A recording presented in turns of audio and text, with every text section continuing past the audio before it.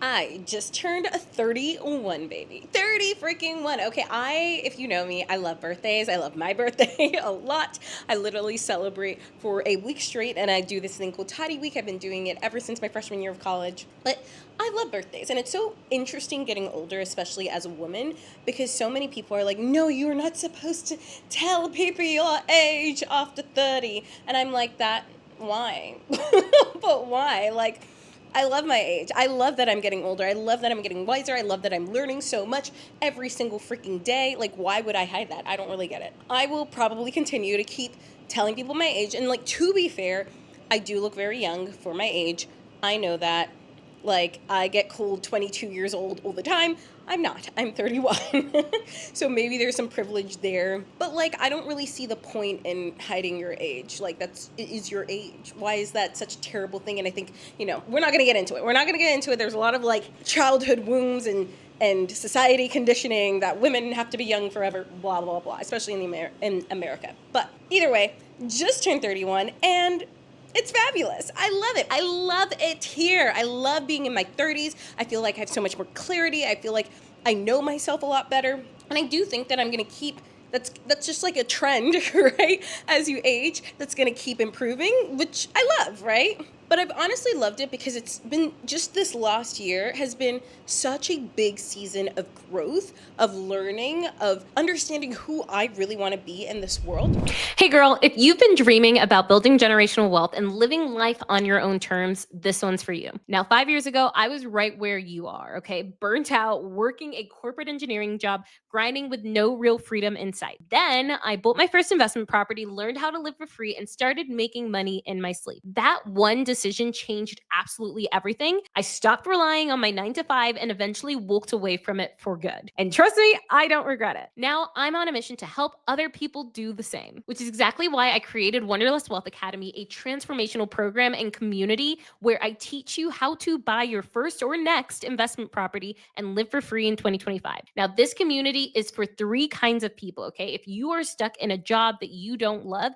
secretly dreaming of more freedom, more travel, and more passive income, and you know you don't want to be climbing the corporate ladder for the next 10, 20, 30 years, this is for you. Or maybe you're a digital nomad or a travel girly who just wants to build wealth and create stability without giving up your freedom. Or maybe you're a business owner or high earning corporate baddie who just sees the market volatility and knows that it's time to diversify your income. If any of those sound like you and you're making at least $75,000, ideally 6 figures, and have a minimum of $10,000 that you can put towards a property, then go ahead and apply for the Wanderlust Wealth Academy. Now this is going to be a completely free call to see if you're a good fit for us and also for us to see if we're a good fit for you. You can go ahead and apply at oliviatati.com/apply WWA. That's oliviatati.com/apply WWA. Or you can just go ahead and click the link in the show notes. Now, spots are limited. We only take a few new folks a month. So make sure to apply now before there are no spots left. And they go pretty quick. Because my girl, freedom is so much closer than you think. And so today I'm literally going to share with you the 5 lessons that I've learned from my first year of my 30s. So the first one is the circle gets smaller, but it gets deeper, okay? I genuinely believe that your 20s was just for like collecting people in a good way, like collecting friends. You went to college, you started grad school, you went to work, you were just collecting friends in so many different places and areas of your life. But then your 30s is really for filtering that down and creating like your core group, your core people, the people that are going to continuously grow with you and change with you and want to like go in the same direction as you. And I think the thing is too is it's okay for some of those people who you thought that were gonna be in your life forever, for them not to come into this next chapter. Not everyone is meant for that next chapter with you. Okay, so a good example of this is I'm an extrovert, okay? I do love people. My 30th birthday, I invited a bunch of my friends. I literally had 10 of my friends in Argentina with me celebrating my birthday. It was amazing. It was fabulous, right? But we got to my 31st birthday, and I was like, I don't really want to hang out with anyone.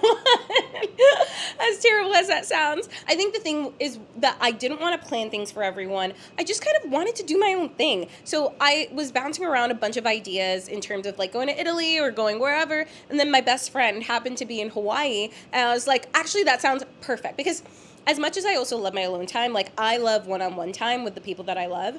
And so me and my best friend, we haven't done a trip, just us two, in years. I'm talking like, how long has it been? Since 2016. So almost 10 years, 9 years now that we haven't done a solo trip together. And so this was the most perfect opportunity. She was already in Hawaii for a conference. I met her over here. It was like super last minute, literally booked my flights and accommodations and everything less than 2 weeks before I left. And it was perfect. And it was just what I needed. And it's like, I didn't want to be surrounded by a ton of people. I just wanted like my core person, my core human, one of my core people there with me, you know? And I think that's where it comes down to.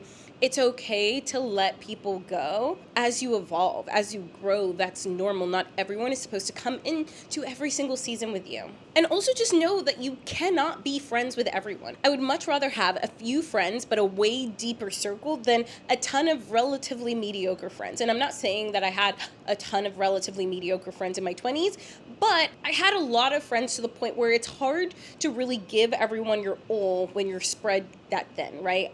And not everyone deserves your all, or you shouldn't give everyone your all because you don't have that much to give. And so being more protective of your energy, of my energy for my 30s has been huge. Literally earlier this year, in the first half of the year, I was basically a recluse. I was a terrible friend. I forgot to hang out with people. Like I would make plans with them and just not show up. I'm not saying to do this, right? But I realized that I needed that time to go inwards and figure out what I really wanted versus what I felt like I should be doing, or that like I should be giving myself to everyone else versus being there for me. Lesson number 2, clarity comes with motion. We all get stuck, okay? We all get stuck. We all get frustrated. We all get to this point where we're like, I don't know what our next step is, or how do we move on to the next thing?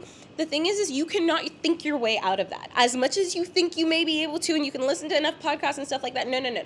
You have to take action. You actually have to go do something that is going to shake things up, and that is what's going to provide you clarity in terms of what's the next step you should actually take. You're not going to get that by just sitting around thinking about what you could be doing, right? Go actually do something, because that is going to provide instant feedback for you in terms of what are the next steps that you should take. So I have a great example about this. So earlier this year, this was when I was trying to figure out if I basically wanted to burn down my business or not, because classic entrepreneurship.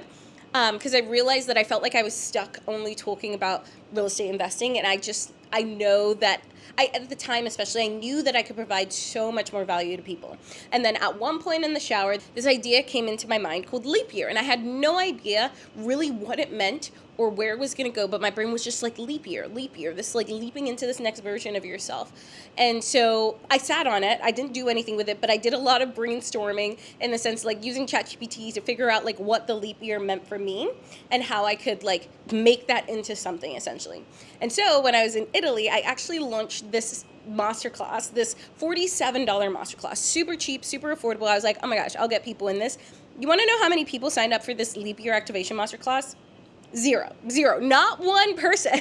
But I honestly didn't care, because that leap year activation masterclass then turned into the leap year activation challenge that I did, that a handful of people signed up, and then that turned into the leap year mastermind, which is honestly one of the most aligned things that I've done this year, that I've done ever. It was creating the leap year mastermind. And that mastermind literally generated over $100,000 in less than a week. So Imagine if I had stopped at the leap year activation masterclass that sold zero, literally got no one into it. Imagine if I'd stopped there and been like, oh my gosh, okay, this doesn't work. I guess like I'm not gaining clarity. And even though that didn't work, I was like, okay, but my intuition says that there's something here. Let me keep going. And that's how the leap year mastermind was born. So you figure it out by actually doing and actually trying, not just trying to think your way through it, because you could easily think your way to be like, okay, this doesn't work, I guess I'm not going to do it, versus like, let me try again and try a different angle and see if this works. Okay, lesson number 3, the decision is the portal. this kind of goes back to lesson number 2, but you have to decide.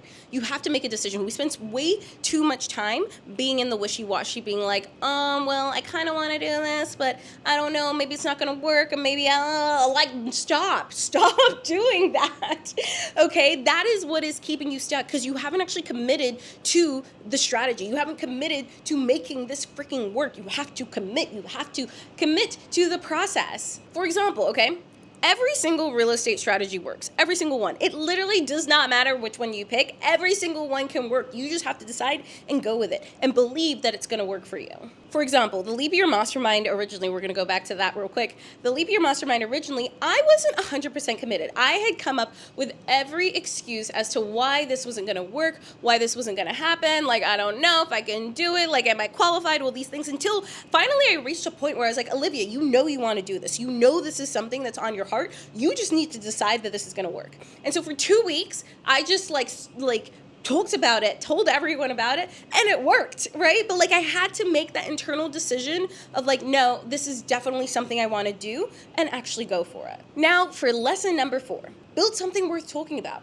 At the beginning of your journey, to be fair, it is very important to like go to all the networking events, get in the room, get in the spaces with other people who are doing the thing that you want to do, especially if you don't have other people in your circle who have done the thing that you want to do. It is so important for you to be in that room. Like, go to every conference, go to every retreat, go to every happy hour, all of it. However, after a while, it does just kind of become the same faces, the same conversations, and you stop like gaining much from it other than like networking, quote unquote networking, right? Here's my thing is, if we're actually friends and we actually want to be in each other's lives, we will find a way to network outside of conferences and things, and we will actually be friends, if you know what I mean.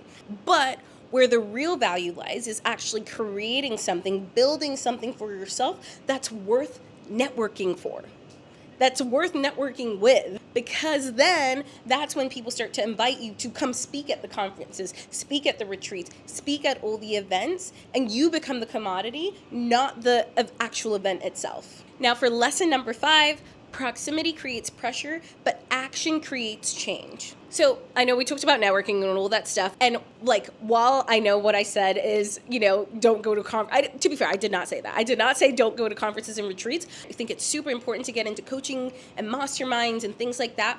And the reason why it's important is because it creates pressure on you to raise your standard too. So actually get yourself into rooms where the standard is higher. If you want to be super freaking fit with abs, hiking up mountains, get into spaces where people are doing that. Join gyms, join like workout groups, join whatever, where you're in spaces where everyone is super freaking fit and works out a ton, right? Same thing with if you want to be wealthy. Same thing with if you want to be a real estate investor. Same thing like if you want to build a business, whatever that looks like. Proximity does matter, but proximity isn't everything, okay? Just because you're in the space, it doesn't guarantee that now you're gonna magically be able to make a crap ton of money or have abs, right? Action is what actually changes you.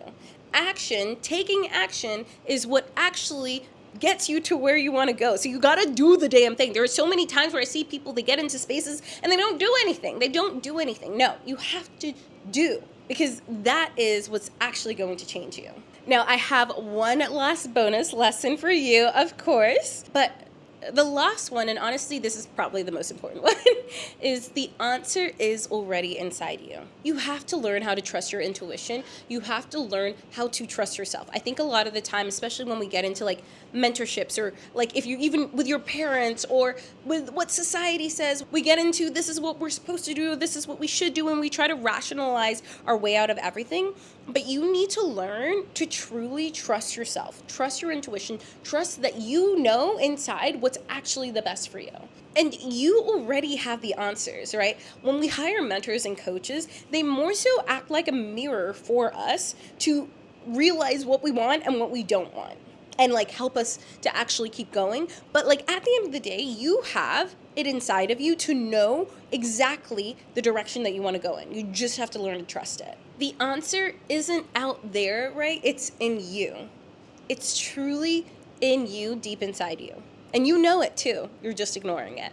Okay, that's all we've got for today. I hope you enjoyed this episode. Welcome to 31. I'm excited to see what this next year holds. Don't forget, remember how I talked about that knowing and intuition?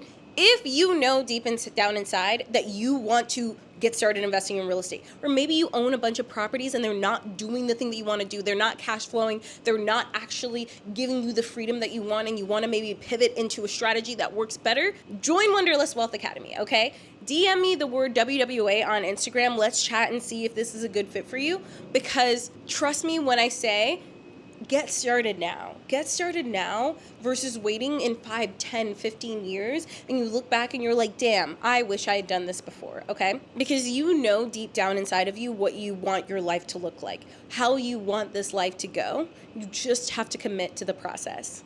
Okay, bye fam. Thank you so much for listening to Wanderlust Wealth Show. Now, don't forget to follow the podcast, or if you're watching on YouTube, make sure to hit that subscribe button. If you love this episode, it would literally mean the world to me if you shared this with a friend or a family member, or literally like anyone off of the street. Like right now, go ahead, share it so you don't forget, or post it on social media and make sure to tag me. I love seeing what you're listening in on and what you resonated with, and I'm just so freaking thankful for you.